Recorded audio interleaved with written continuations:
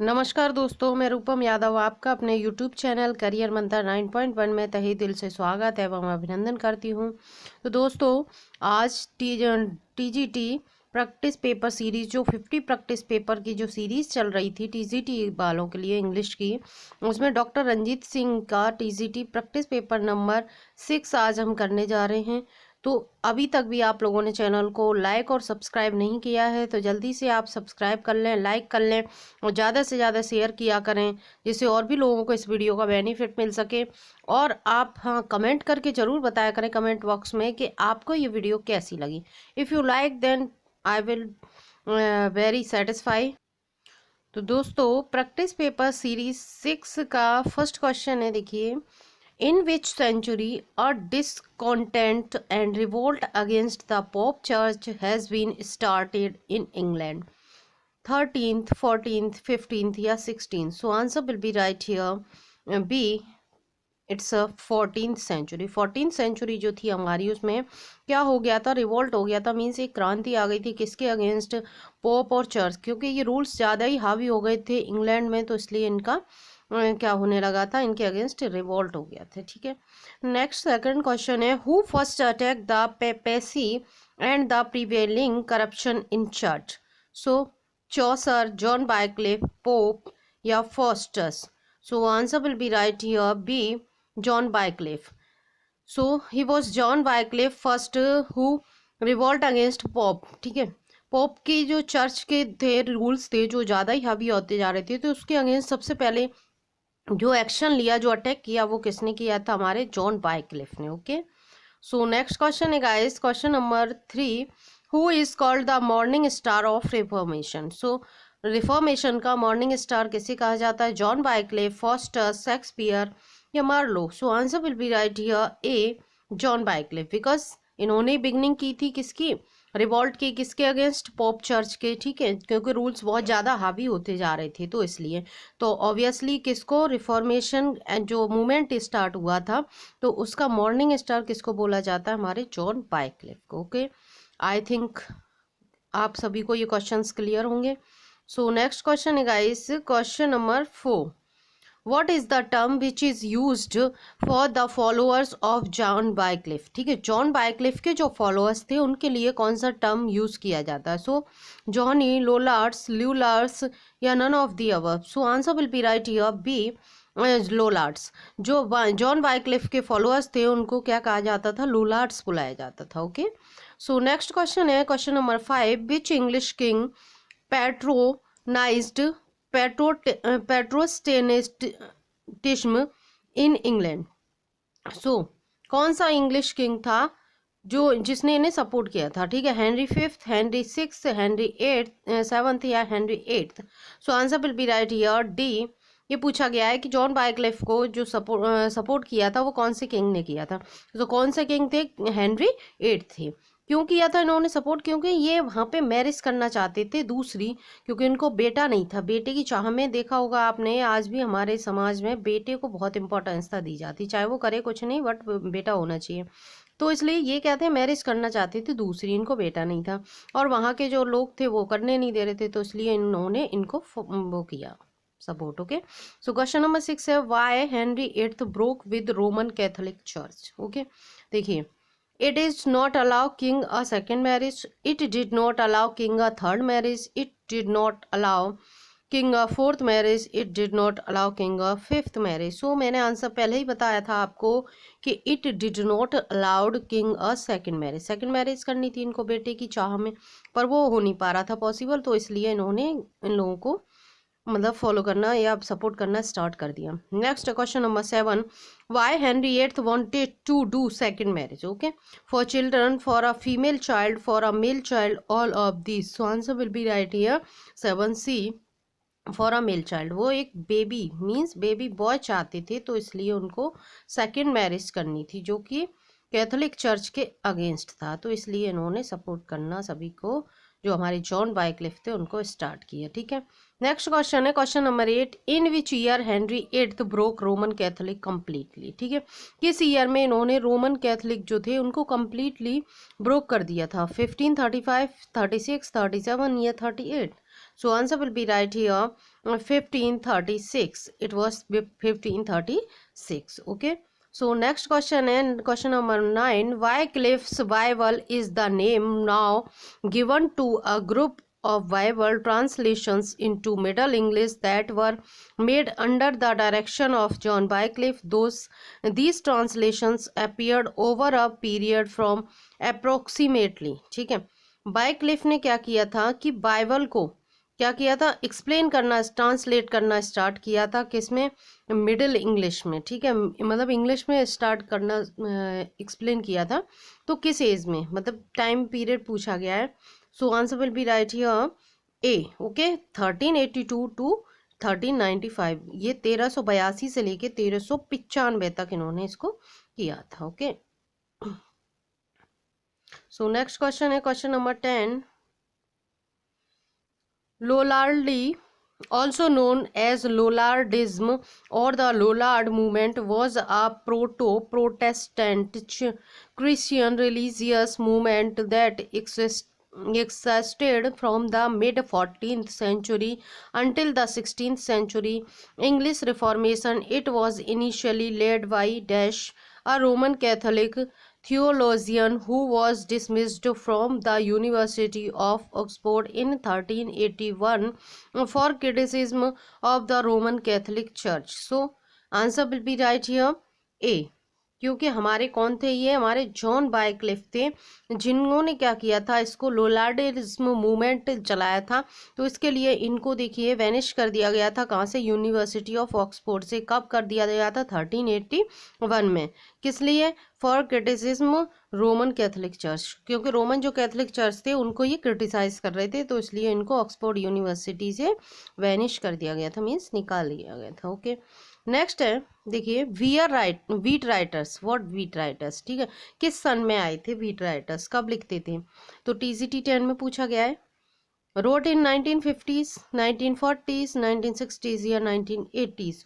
So answer will be right here A, wrote in the 1950s. Okay, 1950 के time period में ये लोग beat writers यहाँ लिखा करते थे। ठीक है, नेक्स्ट क्वेश्चन है 12, व्हाट इज सॉलिलॉकी। सॉलिलॉकी क्या होती है, तो टीजीटी 13 में पूछा गया है ये।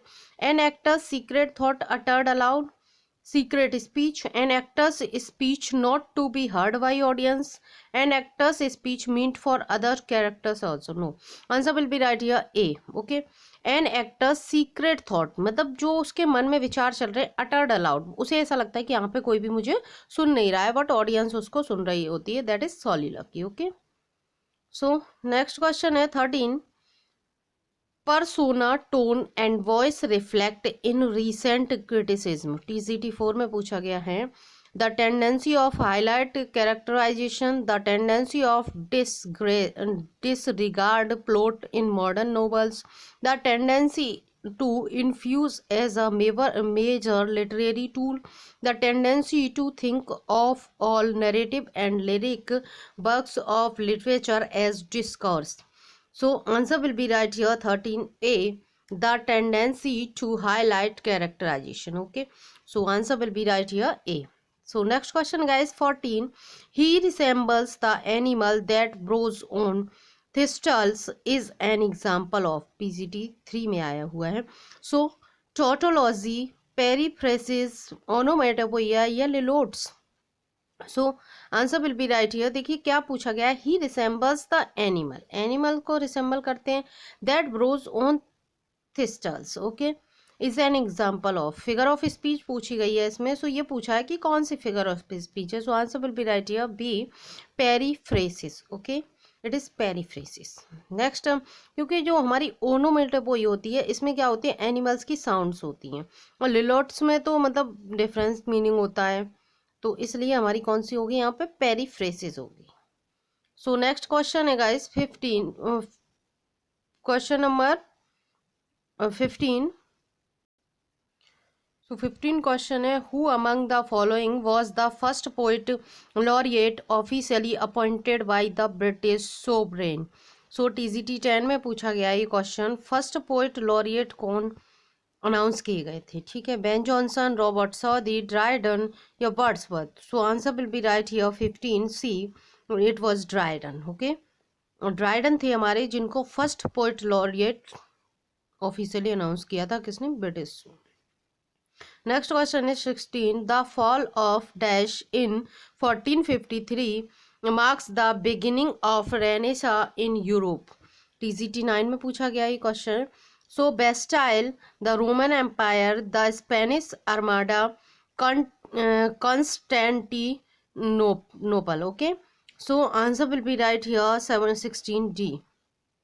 ठीक है, ये टिपिकल सा word Constantinople, it will be right here. ये है, देखिए कंप्लीट क्वेश्चन क्या बनेगा, the fall of Constantinople in 1453 marks the beginning of renaissance in Europe. Okay, Europe में जो रेनेसा की बिगिनिंग हुई थी वो इसका फॉल माना जाता है। ठीक है, next question guys, for question number 17, पुन इज, व्हाट इज पुन। ठीक है, पुन क्या है ये पूछा गया है, टीजीटी 5 में क्वेश्चन आया हुआ है। ठीक है, so opposite word, a play on words, a funny word या identical words. So answer will be right here 17 guys, B, a play on words. Okay, it is pun. Next 18, the occurrence of the same letter or sound at the beginning or adjacent words is, PGT 13 में पूछा गया, alliteration, assonance, half rhyme, rhythm. So answer will be right here A, it is alliteration. Okay, alliteration होता है जहाँ पे क्या होता है, ऑक्यूरेंस मीन्स होता है रिपीटेशन होता है वर्ड्स का, सेम लेटर का बार बार, जैसे आई आई, एल एल, इस टाइप के, और स्पेशली कॉन्सोनेंट्स। ठीक है, किसका रिपीटेशन होगा, कॉन्सोनेंट्स का, कॉन्सोनेंट्स का जो रिपीटेशन होता है that will be alliteration. Okay, so next question है 19, a figure of speech, a figure of speech in which a qualifying adjective is sometimes transferred from a person to a thing or from one word to another to which it does not strictly belong is called, TGT 10 में पूछा गया है। it is, so answer will be metonym, transferred epithet, apostrophe या personification. So answer will be right here 19 B. Okay, transferred epithet. So क्या हो जाएगा, देखिए qualifying adjective, किसको, एडजेक्टिव को तो क्वालिफाई करते हैं, इज समटाइम्स ट्रांसफर्ड, देखिए नाम ही ट्रांसफर्ड आ गया तो it will be obviously transferred epithet from a person. ठीक है, person to a thing, from one word to another word, ठीक है, to which it does not strictly belong. ठीक, yeah, so it will be transferred epithet. Answer will be right here B. So 20 question है guys, question number 20 है, name the figure of speech used in the line just for a handful of silver he left us. So hyperbole, snug ducky या apostrophe, metaphor. So answer will be right here B, snack ducky। ठीक है, क्या कहा है, just for a handful silver he left us, means थोड़ी सी उसने मतलब फ़ायदे के लिए हम सबको छोड़ दिया। सो क्या है, पूरा मतलब एक पार्ट के लिए पूरा होल स्टैंड रहता है, that is synecdoche. Okay, so next question guys, it 21, it is said that Shakespeare based his Julius Caesar on certain incidents of his era. This is PGT 3 में पूछा गया है, the rebellion of the Duke of Essex, the supremacy on land and sea, the formation of trade relation with the east, the execution of Sir Walter Raleigh. So answer will be right here A, the rebellion of the Duke of Essex. So जो Shakespeare की Julius Caesar है वो इस पर based है। Okay, so next question है 22, in which country is the story of Othello set. Okay, PGT 4 में आया है। सो डेनमार्क, वेनिस, ग्रीस या England. So answer will be right here B, Venice. ठीक है, वेनिस में इसकी स्टोरी, होल स्टोरी ओथेलो की सेट है। ठीक है, सो नेक्स्ट क्वेश्चन है 23, from which play of Shakespeare is the following line taken. PGT 4 में आया हुआ है ये question, life is a tale told by an idiot full of sound and fury.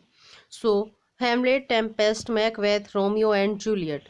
So answer will be right here C, Macbeth। ये line हमारी Macbeth नाम के play से ली गई है। So it will be right here. ये मैं हमारे जो विलियम शेक्सपियर हैं इनकी 4 ग्रेट ट्रेजेडीज में आता है। देखिए Hamlet, Tempest, Macbeth and King Lear. Romeo and Juliet नहीं आता इसमें, ठीक है। So next question guys 24। Macbeth is regarded as the tragedy of, PGT 5 में पूछा गया है। Overlapping ambition, excessive of pride, noble inaction, jealousy of nature. So answer will be right here A, overlapping ambition. क्यों? क्योंकि जो lady Macbeth थी, तो जैसे कि मैकबेथ जो युद्ध जीत कर आया था, तो उसके बाद उन्हें थाने ऑफ कार्डर भी बना दिया गया था। पहले वो थाने ऑफ ग्लेम्स थे। तो पर क्या था कि उनको जो 3 विचेस मिली थी, तो उन्होंने ये भविष्यवाणी कर दी कि आप राजा बनोगे, किंग बनोगे, ठीक है, डेनमार्क के। तो अब क्या हो गया था कि लेडी मैकबेथ के अंदर ओवर एम्बिशन आ गई। उन्हें लगा कि जल्दी से इतना टाइम क्यों वेस्ट करना, हमें जब राजा बनना ही है तो अभी क्यों ना बने, और इसी चक्कर में सारा बर्बाद हो जाता है। सो नेक्स्ट क्वेश्चन है 25। Which play of Shakespeare has been described by T S. Eliot as an artistic failure. So PGT 4 में पूछा गया है। हैमलेट, मैकबेथ, ओथेलो या King Lear. So answer will be right here A, Hamlet. Hamlet को हमारे T S. Eliot ने artistic failure बताया था, ठीक है। सो नेक्स्ट क्वेश्चन है guys 26। Which play of Shakespeare has been described by T S. Eliot as an artistic success. देखिए हेमलेट को तो इन्होंने क्या बताया, आर्टिस्टिक फेलर बताया। अब कौन से प्ले को आर्टिस्टिक सक्सेस भी बताया इन्होंने। सो हेमलेट, मैकबेथ, अथेलो या King Lear. So answer will be right here B, it is Macbeth. Macbeth play जो था उसको आर्टिस्टिक सक्सेस बताया, और हेमलेट को क्या बताया उन्होंने, आर्टिस्टिक फेलर बताया। सो नेक्स्ट क्वेश्चन है 27। The number of sonnets authored bye Shakespeare is, PGT 4 में आया हुआ है 154, 156, 148 या 160। सो answer will be right here A. Guys ये किसी से छुपा नहीं है कि हमारे जो विलियम शेक्सपियर थे उन्होंने 154 सोनेट लिखी थी, ठीक है। सो नेक्स्ट क्वेश्चन है 28। Which of the following writers is denoted for what Keats called negative capability, ठीक है।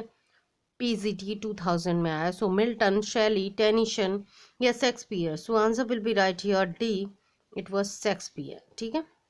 नेगेटिव कैपेबिलिटी जो कॉइन टर्म किया था इन्होंने कीट्स ने, वो किसके लिए किया, शेक्सपियर। नेक्स्ट क्वेश्चन है 29। Shakespeare owned globe theatre but it was one during a performance of. तो मैंने ये प्रीवियस वीडियोस में भी बताया है कि इसका जो हेनरी 8th की परफॉर्मेंस जब चल रही थी, तो उस समय ग्लोब थिएटर में आग लग गई थी। ये बात है आपके 1613 की, यानी कि 1613 सन में, जब क्या था, हेनरी 8th परफॉर्म हो रहा था, तो ग्लोब थिएटर में आग लग गई थी, ठीक है। सो नेक्स्ट क्वेश्चन है guys 30। which is the play then Tempest by Shakespeare that observes the classical unities, ठीक है। ट्वेल्थ नाइट, लव स्लेवर lost, the comedy of errors या Macbeth. So answer will be right here C, the comedy of errors. Which is the other play, ठीक है, other play than Tempest by Shakespeare that observe the classical unities. Classical unities में माना जाता है किसको, the comedy of errors को। सो next question है guys 31। Who is the heroine in Shakespeare's the Tempest. PGT 4 में पूछा गया है। सो बायोला, पोर्सिया, मिरांडा या वियार्टिस। So answer will be right here C, Miranda. It was Miranda, ठीक है, मिरांडा थी। टेम्पेस्ट का मतलब होता है तूफान। तो जो तूफान की स्टोरी उसके फादर उसको सुनाते हैं, तो वहाँ पे मिरांडा 12 साल की कोई होती है, तो अदर उस पे चले जाते हैं टापू पर, वहीं सारा प्ले सेट है इसका, ठीक है। सो नेक्स्ट क्वेश्चन है 32। Who wrote no man will ever write a better tragedy than Lear, ठीक है। George Bernard Shaw, T S. Eliot, Ben Jonson या Matthew Arnold. So answer will be right here A, it was John Bernard Shaw. John Bernard Shaw ने क्या कहा है कि no man will ever write a better tragedy than Lear. जो William Shakespeare की King Lear जो tragedy है, उसको सबसे बेस्ट ट्रेजेडी बताया है किसने, हमारे जॉर्ज बर्नार्ड शॉ ने। So next question guys 33। William Shakespeare's Measure for Measure is a, क्या है? मेजर फॉर्म, मेजर का मतलब फॉर्म पूछा है, क्या है ये एक्चुअल में? पीजीटी 4 में आया ट्रेजेडी, कॉमेडी, हिस्ट्री प्ले या tragic comedy. So answer will be right here 33 B comedy. Okay, it is comedy. Measure form Measure क्या है? कॉमेडी है। नेक्स्ट क्वेश्चन है 34 whoever loved that loved not at first sight Shakespeare used it in as you like it what who is the composer of this immortal line? So Shakespeare's Touchstone, Marlowe, Fave, Kid, Celia, Thomas Lodge, Rosalind. So answer will be right here 34 B Marlowe Phoebe. ठीक है, Marlowe ने जो फेबे का role किया था उसमें ये सब आया था। हु एवर लव्ड, ठीक है, that loved not at first sight. Okay, so next question है 35 what can be the best explanation for the character of John Falstaff in Shakespeare's Henry IV? PGT 5 में पूछा है। ठीक है, what can be मतलब क्या हो सकती है best explanation for the character John Falstaff in Shakespeare's Henry fourth. Falstaff नाम का जो कैरेक्टर है वो बहुत ही मतलब कॉमेडी वाला कैरेक्टर रहा है इनके प्लेस में। सो क्या पूछा है? सिंपल, कॉम्प्लेक्स, नोविसेस या caricature.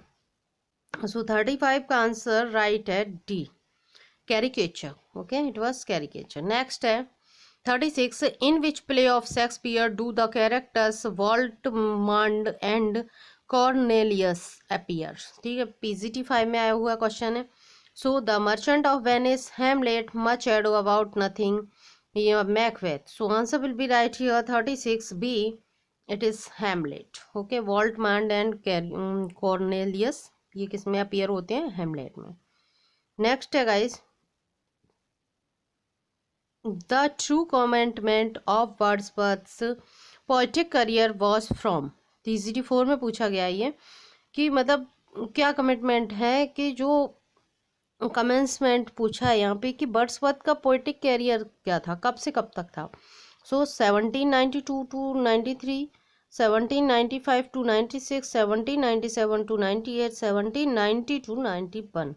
So answer will be right here C 1797 to 98 because जो लिरिकल बैलाड थे वो 1798 में पब्लिश हुए थे, तो इसलिए इनकी मतलब गोल्डन ईयर माना जाता है इनकी उसका करियर का। ओके, सो नेक्स्ट क्वेश्चन है 38 one of the following is not by Wordsworth. मतलब इनमें से एक जो TGT 4 में पूछा गया है, एक ऐसा वर्क है जो हमारे विलियम वर्ड्सवर्थ ने नहीं इसको लिखा है। ठीक है, so Michael, resolution and independence, it is a beauteous evening, the May queen. So answer will be right here D, the May queen. ठीक है, क्योंकि माइकल इनका बहुत अच्छा वर्क है, रिजोल्यूशन एंड इंडिपेंडेंस ये भी अच्छी पोयम है इनकी, it is a beauteous evening ये भी इनकी है, बट द मे क्वीन इनका वर्क नहीं है। सो नेक्स्ट क्वेश्चन है 39 क्वेश्चन है वर्ड्सवर्थ लर्नड दैट वर्ष में build a princely throne on humble truth from.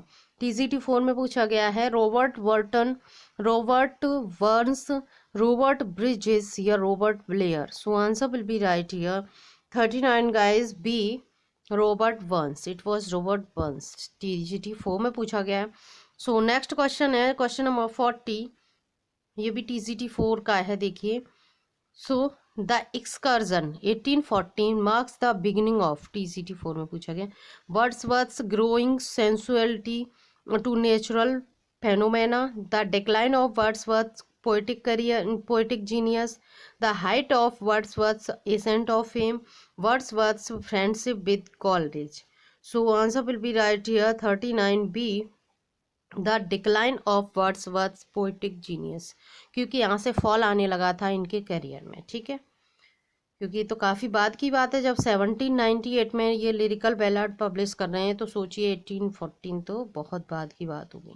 Next है 41 every great poet is a teacher are the words of. TGT 9 में पूछा गया है सैली, कीट्स, बायरन या Wordsworth. So answer will be right here D, obviously हमारे Wordsworth थे, इन्होंने every great poet is a teacher ये लाइन बोली थी। ठीक है, नेक्स्ट है 42, in paradise lost who is next to Saturn, Beelzebub, Belial, evil या Christ. So answer will be right here 42 A, it was Beelzebub. Okay.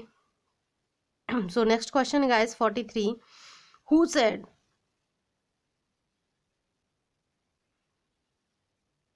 so question है 43, who said Milton was a passionate man who lived in passionate times. So John Bailey, Compton Cricket, Harris Trivedi, I. Richards. So answer will be right here A, John Bailey. It was John Bailey. Next 44, in Paradise Lost who possesses the qualities of Milton. Paradise lost में qualities of Milton किसी क्या है, Saturn, Christ, Belial या Beelzebub. So answer will be right here 44 A, क्योंकि इन्होंने जो Saturn नाम का कैरेक्टर था उस पर ज़्यादा फोर्स किया है, मतलब उसको एम्फेसाइज किया है ज़्यादा से ज़्यादा, ये पूछा गया है. ठीक है, पोजेस का मतलब होता है जोर देना किसी चीज़ पर. नेक्स्ट है 45, Comus was presented in honour of the Earl of Bridgewater, Earl of Southampton, Earl of Surrey या none of these. So 45 answer is right A, Earl of Bridgewater. ठीक है, कॉमर्स जो इन्होंने लिखा था तो वो किसके ऑनर में प्रेजेंट किया था, किसके में किया था, अर्ल ऑफ ब्रिजवाटर. ठीक है. नेक्स्ट क्वेश्चन है Samson Agonistes is a, Samson Agonistes क्या है, closet drama, comedy of manner, heroic drama या farce. So answer will be right here A, it is closet drama. ठीक है, मतलब क्लोजर ड्रामा का मतलब ये होता है कि ड्रामा टू बी मतलब a play to be read, not to perform. Okay, मतलब सिर्फ रीड करने के लिए, पढ़ने के लिए होता है, ये परफॉर्म नहीं किया जाता है. नेक्स्ट है Manoa and Dalila are characters in Samson Agonistes, Lycidas, Comus या paradise lost. So answer will be right here A, Samson Agonistes. Okay, ये जो डेलिया और मेनुआ नाम के जो कैरेक्टर थे वो किस में अपीयर थे, सैमसन एगोनिस्ट में. 48 है on the models of whose problem plays did Galsworthy write his plays. ठीक है, Henry Arthur Jones, Bernard Shaw, Henrik Ibsen या none of these. So answer will be right here C, Henrik Ibsen. Henrik Ibsen के जो play थे उनको ही ये क्या करते थे, अपने प्लेस में लिखते थे. ठीक है. नेक्स्ट है 49, what is Galsworthy's from the four winds. ठीक है, फ्रॉम द फोर बिंड्स क्या है इनका, collection of short stories, collection of poems, novel, drama. So answer will be right here A, collection of short stories. ठीक है, ये इनका जो फ्रॉम द फोर विंड्स है तो वो क्या है, कलेक्शन ऑफ शॉर्ट स्टोरीज है, बहुत पूछा जाता है, वेरी इंपॉर्टेंट क्वेश्चन. नेक्स्ट है 50, what is Galsworthy's Jocelyn. Jocelyn क्या है, नोवेल, ड्रामा, ऐसे या poem. So answer will be right here A, it was first novel by Galsworthy. Okay. Next question है 51, how much time does Duke Frederick allow Oliver to find Orlando in As You Like It. Okay, As You Like It एक William Shakespeare का work है. ठीक है, जो forest of Ardern में वो हुआ है, काफ़ी स्टोरीज की चली है. सो 1 ईयर, 1 मंथ, 1 वीक या अ fort night. So answer will be right here A, 1 year. पूरा 1 साल दिया था ड्यूक फ्रेडरिक जो थे, है ना, तो उन्होंने मतलब जो अपने भाई को इन्होंने गलती से वो कर दिया था, बैनिश कर दिया था, सारा किंगडम वगैरह अपना खुद ले लिया था, तो ओलिवर को इन्होंने भेजा था, जो ऑरलैंडो का भाई था छोटा, जो कि बहुत बेकार इंसान था इन्हीं की तरह, तो उसको ये फाइंड करने के लिए भेजते हैं. ठीक है, ऑरलैंडो को खोजने के लिए कहाँ भेजते हैं हम, फॉरेस्ट ऑफ आर्डन में. ठीक है. नेक्स्ट क्वेश्चन है 52, what does the disguised Rosalind promise to do for Orlando. ठीक है, रोजालिंड जो थी वो ऑरलैंडो को पसंद करती थी, तो मतलब उसको जो लाइक करती थी, तो उसको ढूंढने के लिए वो कहाँ चली जाती है, क्योंकि इसने भी अपने भाई को बिल्कुल भगा दिया था उसी की तरह, तो ये कहाँ चली जाती है, फॉरेस्ट ऑफ आर्डन में चली जाती है, अपने फादर के पास ही वहीं पर. तो ये क्या कह रहे हैं, डिस्गाइज कर लेती है रोजालिंड अपने आप को. तो क्या कर लेती है, देखिए, वो Rosalind on his behalf, help him to overthrow his brother Oliver, help him to overcome his love sickness, provide him and Adam with shelter. So answer will be right here 52C. Help him to overcome his love sickness. मतलब ये क्या था, जो Orlando था हमारा, वो प्रेम में पागल दिखाया गया इसमें। किसके में? रोजालैंड के में। तो रोजालैंड इसको इस वहाँ से बाहर निकालने के लिए वहाँ पर जाती है, ठीक है। तो लव सिकनेस मीन्स प्यार में पागल हो जाता, अंधा हो जाता बिल्कुल, कहते हैं ना जिसे प्रेम रोग, वो हो जाता है। नेक्स्ट है, why does Rosalind doubt that Orlando is truly in love? Because love is a madness and he does not look like a madman. His poems are poorly rhymed and measured. She has heard him claim to be in love with countless girls. He is too young to know what love is. So answer will be right here 53A. Love is a madness and he does not look like a madman. ठीक है, मतलब क्या है कि प्यार क्या है, पागलपंती है एक तरीके की, और वो उस तरीके का पागल उसको दिख नहीं रहा था, तो इसलिए उसको डाउट था कि ऑरलैंडो मुझे सच में प्यार करता, क्योंकि वो कविताएं लिख लिख के पेड़ों पे टांगता रहता था, तो इसको डाउट था हमारी रोजालैंड को, ठीक है। So next question guys 54। What does Silvius say of Phoebe's eyes in As You Like It? ठीक है, फोएबे क्या कहता है? They are so amorous that they embrace him, they are so dull that they warn him, they are so beautiful that they intimidate him, they are so scornful that they will murder him. So answer will be right here D. they are so scornful that they will murder him. Silvius कहता है, ठीक है, Phoebe से, तो कहता है तुम्हारी आंखें ऐसी हैं कि बहुत ज़्यादा स्कॉर्नफुल हैं, ये मुझे मार डालेंगे, ठीक है। नेक्स्ट क्वेश्चन है 55। Why does Rosalind believe that Phoebe should feel lucky? Her father has built her a fortune allowing her to marry whomever she chooses.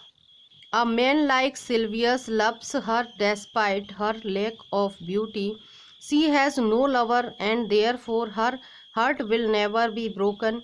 By living in the forest, she is spared the cruel politics of life at court. So answer will be right here 55B. A man like Silvius loves her despite her lack of beauty. ठीक है, next है, how does Phoebe respond to Ganymede? अब ये Ganymede कौन है? जो हमारी Rosalind है, उसी ने अपने आप को डिस्गाइज कर लिया था एक मैन के रूप में, तो वो उसने अपना नेम, जो डिस्गाइज नेम था, वो गैनीमेड रख लिया था। सो हार्स क्रिटिसिज्म ऑन हर। फेबे जो थी वो किसे पसंद करती थी? गैनीमेड को। और जो सिल्वियस था वो फेबे को बहुत ज़्यादा प्यार करता था, ठीक है। So she poisons his wine, she disguises herself as royalty in hopes of putting him in his place. She writes him a love letter. She employs Charles the wrestler to beat him up. So answer will be right here C. She writes him a love letter. जो Ganymede थी, मतलब Ganymede क्या है, रोजालैंड हमारी, ये भी एक लड़की है और ये फेबे भी लड़की है, तो ये क्या करती है, इसको लव लेटर लिखती है, ये इसके प्यार में पड़ जाती है। इसको तो पता ही नहीं है ना कि ये लड़की है कि लड़का है, तो इसलिए। नेक्स्ट क्वेश्चन है 57। Whom does Orlando save from the attack of a hungry lioness? His brother Oliver, Duke Senior, Silvius the Shepherd, his long lost father Sir Roland D. Boyce. So देखिए, सर रोलैंड डी बॉयस कौन थे? इसके father थे Orlando के, ठीक है। Oliver इसका भाई था, इसी को बचा देता है हिज ब्रदर ओलिवर, क्योंकि ये बहुत बेकार था और ये इसको बचा देता है, तो इनमें आपस में फिर से प्यार जाग जाता है। ड्यूक सीनियर जो थे वो रोजालैंड के फादर थे। सिल्वियस आपको पता ही, एक शेफर्ड है जो कि किससे प्यार करता था? फेबे से। अब हिज लॉन्ग फादर, ये इसके फादर थे, ओके। सभी कैरेक्टर क्लियर हो गए होंगे। सो नेक्स्ट क्वेश्चन है 58। What does Rosalind do after learning of Orlando's injury? मतलब रोजालैंड क्या करती है जैसे ही ओरलैंडो की चोट लगने की बात उसे सुनाई पड़ती है। So she pens him an angry but concerned letter telling him to be more careful. She weeps at the thought of losing him. She delivers a cutting speech about the ridiculousness of bravery. So answer will be right here A. She faints, वह मूर्छित हो जाती, बेहोश हो जाती है एकदम से उसके बारे में न्यूज़ सुनकर। नेक्स्ट क्वेश्चन है 59, how does Rosalind respond to Orlando when he contends that he will die unless he returns his love? So answer will be right here, D answer right हो जाएगा इसका। She assures him that no man has ever died for love, वो उसको कहती है, वो कहता है कि अगर मुझे रोजालिंड नहीं मिली तो मैं मर जाऊंगा। तो ये उसको विश्वास दिलाती है कि आज तक कोई भी इंसान प्यार में नहीं मरा है। ये तो सब कहने की बेकार की बातें हैं, लोग भूख से मर जाते हैं लेकिन प्यार की वजह से कोई आज तक मरा नहीं है। वो मूर्खता है कि लोग जान दे देते हैं।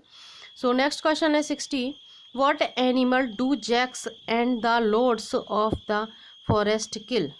अ deer, an antelope, a bear, a squirrel. So answer will be right here 60A, a deer. Okay, next question है 61, विच inhabitant of the forest and admirer of Audrey does touch stone rudely dismiss? So Jax, William, Oliver, Marpax या Corin? So answer will be right here, B, it was William. Next है 62, which with whom does Oliver fall in love with in as you like it? Oliver को किससे प्यार हो जाता है? Rosalind से, फेवे से, एलिना से या ऑड्रे से? So answer will be right here, C, it was Elina, जो ड्यूक फेडरिक की बेटी थी, जिन्होंने उन्हें सर्च करने के लिए ऑरलैंडो को भेजा था, ओलिवर को, तो वही क्या है, उसी के प्यार में ये पड़ जाता है। नेक्स्ट क्वेश्चन है 63, to does Rosalind compare the declarations of love from Orlando, Silvius and Phoebe? The music of the zephyrs, the howling of Irish wolves, the greatest poetry of Ovid, the sound of morns following a hearse. So 63 is right, the B, the howling of Irish wolves. Next question is 64.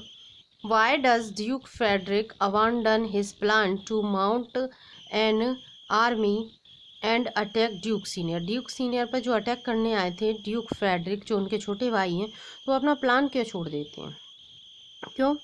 His followers abandon him and he lacks the strength of his, नहीं, he finds a carving of his brother's image and is overcome by sentimental memories of their childhood together? No. He marries a beautiful woman who convinces him not to be such an angry person? No. He meets a religious man on his way to the forest who converts him to a peaceful life. ठीक है, वो एक मतलब Saint से मिलते हैं, एक संत से मिलते हैं, और वो क्या करते हैं, उनको कन्वर्ट कर देते हैं, कहते हैं कि पीसफुल लाइफ जियो, शांतिपूर्वक जीवन व्यतीत करो। सो नेक्स्ट क्वेश्चन है, who decides not to return to court in As You Like It? Jaques, Celia, Duke Frederick या Oliver? So answer will be right here 65A, Jaques. ठीक है, अब जैक्स डिसाइड करता है कि मैं कोर्ट अब वापस नहीं जाऊंगा। नेक्स्ट है 66, the title of Twelfth Night refers to the twelfth night of Christmas Eve of Epiphany, the day that commemorates the visit of a Maggie to the baby Jesus, all of these.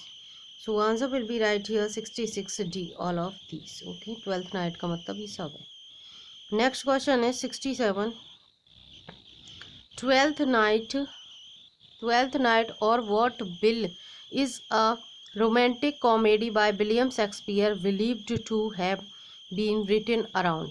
ठीक है, twelfth Night or What You Will, इसका टाइटल है another. तो ये कब लिखी गई थी? ठीक है, 1601 से 1602, 1602 से 4, 1598 से 99, 1604 से 1605। सो answer will be right here, A, 1601 to 1602। Okay, so next, so guys, आज की क्लास को हम यहीं तक रखेंगे। ये आपके 67 क्वेश्चंस यहाँ तक कंप्लीट हो चुके हैं। तो अगर आपको ये वीडियो अच्छी लगी हो तो आप इसे लाइक करें, ज़्यादा से ज़्यादा कमेंट करके बताया करें कि आपको वीडियो कैसी लगी, और शेयर किया करें ज़्यादा से ज़्यादा, जिसको आने वाली और भी वीडियोस जो हैं वो सभी को मिल सकें।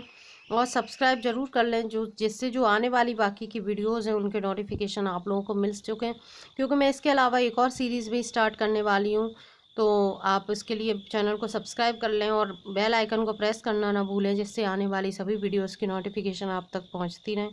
सो thanks for watching this video. Bye bye.